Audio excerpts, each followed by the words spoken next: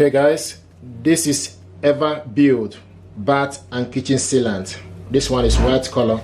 We want to use this to seal the kitchen unit. The sealant is going off. What we want to do is to seal it back up. You know, so some of this new build, you may have this kind of issue whereby the sealant will go off. So you need to get a sealant and reseal it. Bath and kitchen sealant. This one is white color.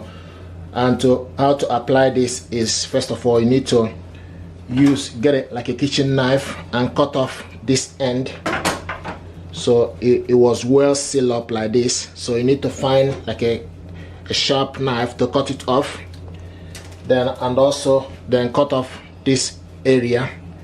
Once you've done that, then just put the cap and tighten it, you know, make it to be tight so that when you want to apply it, it will be easy.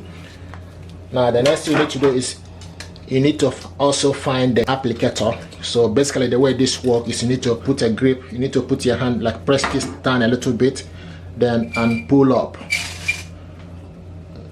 Then the next thing you need to put your hand on top, then slightly pull, then you put this sealant inside, then push down so that it will hold together and be stable. So when you're applying it, the content will flow down.